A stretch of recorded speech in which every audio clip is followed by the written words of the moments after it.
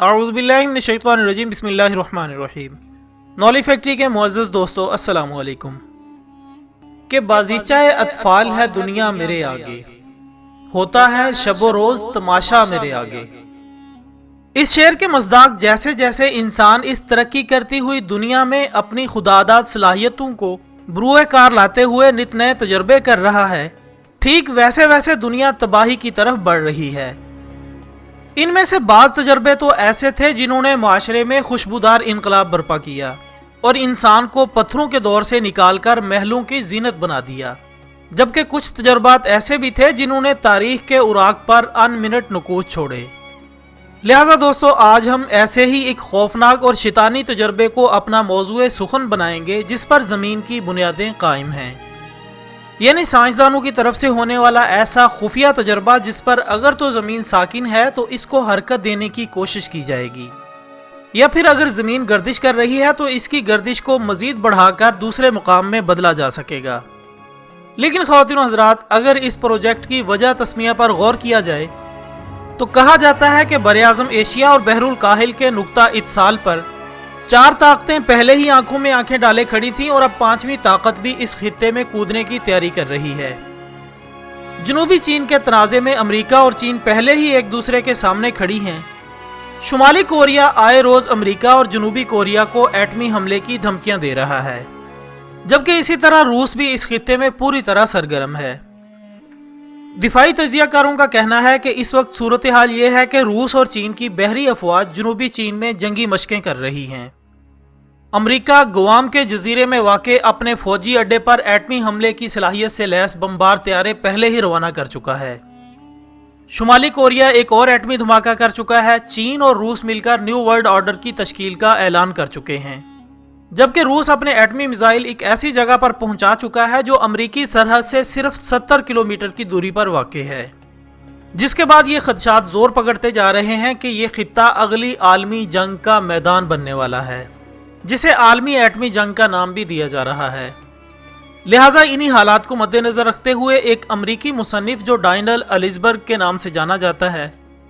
इसने अपनी किताब में एटमी हथियारों से भरपूर होने वाली जंगों के बारे में ऐसे भारी भरकम हथियारों की तैयारियों के मंसूबों का जिक्र किया है, जिसे प्रोजेक्ट रीट्रो का नाम दिया गया है। नाज़रीन इकराम, इस प्रोजेक्ट में हजारों की तादाद में रॉकेट इंजन्स को जमीन में गाड़ दिया जाएगा, जो तकरीबन 2.6 टन ईंधन इस्तेमाल करते हुए इतनी एनर्जी खारिज करेंगे जो सूरज तकरीबन 10 मिनट के अंदर सारी कायनात में बिखेरता है, जिससे इस जगह का दबाव जमीन की गर्दिश के उलट हो जाएगा।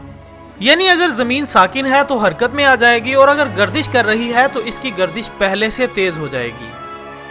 नाज़रीन मोहतरम, इस प्रोजेक्ट का मकसद तीसरी आलमी जंग में होने वाले न्यूक्लियाई हमलों से बचना है। इस प्रोजेक्ट के हामी लोगों का ख्याल है कि अगर कोई मिसाइल मशरिक से मगरिब की तरफ आ रहा होगा तो रॉकेट्स की मदद से जमीन का रुख तब्दील करके एटमी हमले से बचा जा सकता है। जबकि अगर देखा जाए तो इस मंसूबे को अमली जामा पहनाने के लिए जिस कदर ज्यादा तवानाई दरकार है,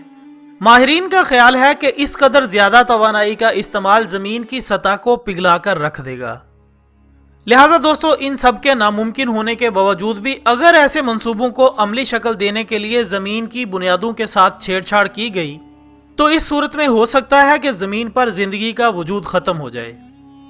क्योंकि ऐसा करने की सूरत में खतरनाक हद तक मौसमियाती तब्दीलियां रूनुमा हो जाएंगी और मौसम का चक्कर पूरी सतह से बिगड़ जाएगा। यानी कि जमीन के गर्म इलाके ठंडे हो जाएंगे और ठंडे इलाके गर्म हो जाएंगे, जिसके नतीजे में ग्लेशियर्स पिघल जाएंगे और हर तरफ सैलाब ही सैलाब होगा, जबकि हवाओं का रुख मुकम्मल तौर पर बदल जाएगा और सरसब्ज ममालिक खुश्क हो जाएंगे। रेतले इलाके सब्जियां और फलदार वगैरह पैदा करने के काबिल हो जाएंगे, जिसकी वजह से दुनिया का सबसे बड़ा रेगिस्तान सहारा अमेज़न जंगल का रूप धार लेगा, जबकि अमेज़न का जंगल सहारा रेगिस्तान की शक्ल इख्तियार कर लेगा,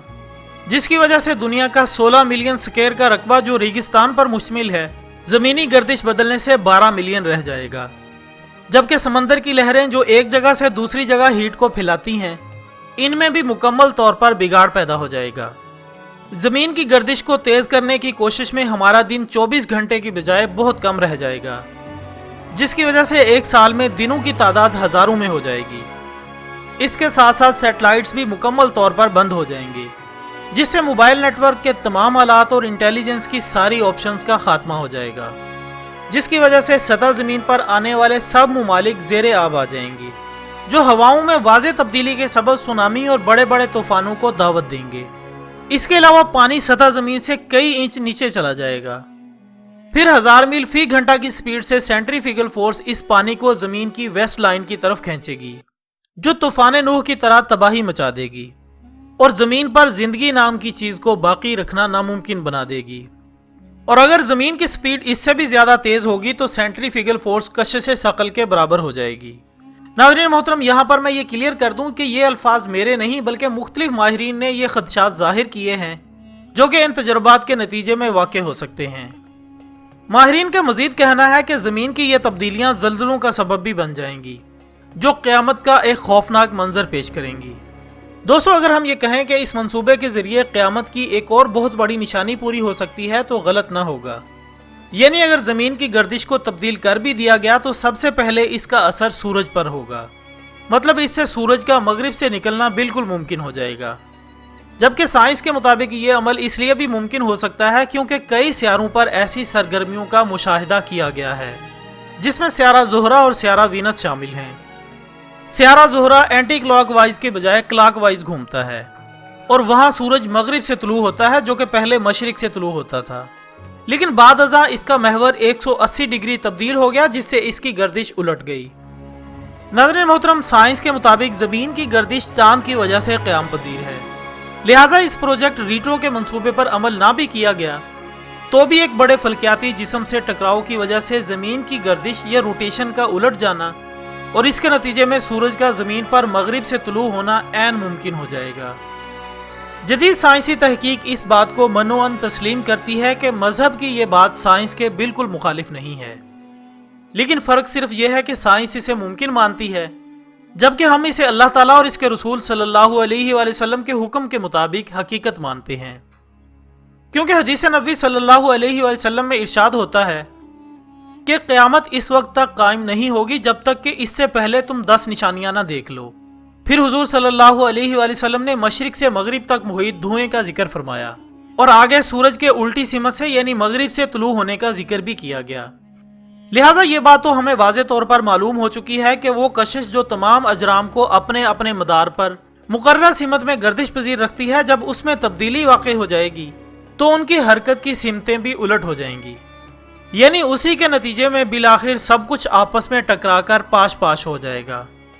گویا دشمن عناصر کے بنائے گئے پروجیکٹ کام نہ بھی کریں تو بھی زمین کی گردشی حرکت ایک دفعہ پلٹا ضرور کھائے گی، لیکن صرف اس وقت جب اللہ تعالیٰ کا حکم ہوگا۔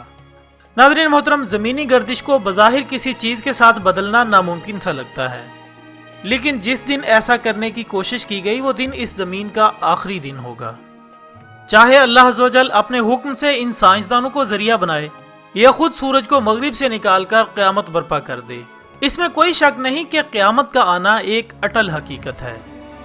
آخر میں دعا ہے کہ اللہ عز و جل ہمیں دشمنوں کی تمام ایسی سازشوں کا بھرپور مقابلہ کرنے کی توفیق عطا فرمائے اور ہمارا خاتمہ بالایمان فرمائے، آمین ثم آمین۔ دوستو، ویڈیو پسند آنے کی صورت میں اسے لائک کریں اور اسے واٹس ایپ اور فیس بک پر ضرور شیئر کریں۔ ہم کل انشاءاللہ دوبارہ ملیں گے ایک اور اچھی سی ویڈیو کے ساتھ، تب تک کے لیے اجازت دیجیے گا۔ اپنا دوستوں، رشتہ داروں اور گردنواح کے تمام لوگوں کا بہت خیال رکھیے گا۔ اللہ حافظ۔